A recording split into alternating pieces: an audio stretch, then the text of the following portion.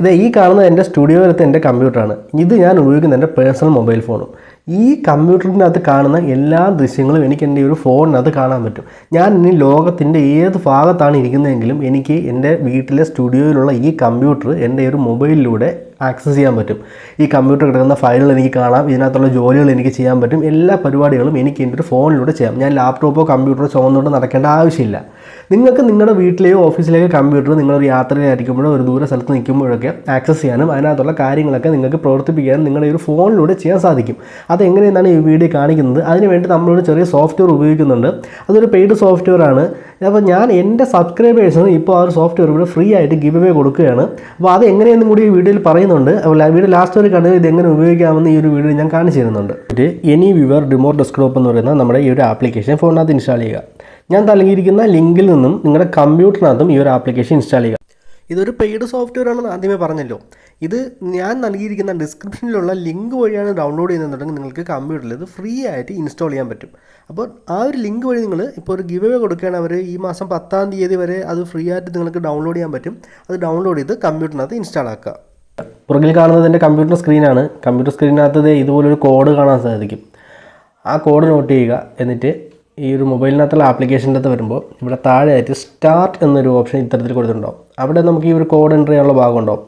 Computer സ്ക്രീനിൽ കാണുന്ന code അതേപോലെ ഈ ഒരു സ്ക്രീനിൽ എൻ്റർ ചെയ്യുക. ശേഷം കണക്റ്റ് എന്നുള്ളത് ക്ലിക്ക് ചെയ്യുക.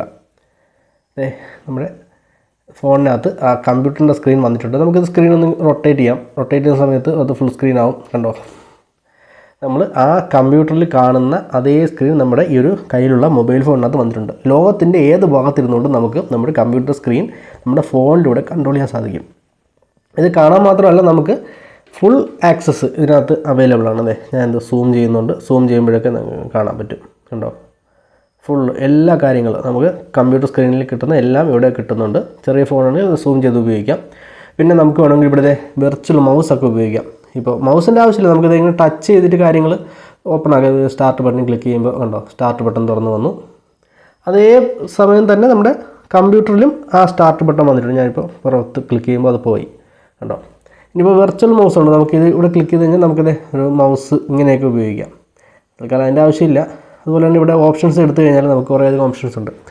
അപ്പോൾ ഈ കണക്ഷൻ ഇവിടെ നിന്നും ഇത് സ്റ്റോപ്പ് ചെയ്യാനുള്ള ഒരു ഓപ്ഷൻ ഇവിടെ കൊടുത്തിട്ടുണ്ട്. അതുപോലെ തന്നെ പവർ മാനേജ്മെൻറ്റ് കൊടുത്തു കഴിഞ്ഞാൽ നമുക്ക് ഷട്ട് ഡൗൺ, ലോക്ക് അങ്ങനെയുള്ള കാര്യങ്ങൾ ചെയ്യാൻ പറ്റും. ഇവിടെ മോഡ് എന്നുള്ളത് കൊടുത്തു കഴിഞ്ഞാൽ നമുക്ക് ഈ ഒരു വിഷ്വലിൻ്റെ ക്വാളിറ്റി നമുക്ക് അഡ്ജസ്റ്റ് ചെയ്യാനുള്ള ഭാഗമാണ് അവിടെ ഉള്ളത്. പിന്നെ നമുക്ക് ഓഡിയോ, പിന്നെ ഡെസ്ക്ടോപ്പ്, റെസൊല്യൂഷൻ അങ്ങനെയുള്ള കാര്യങ്ങളൊക്കെ കൊടുത്തിട്ടുണ്ട്.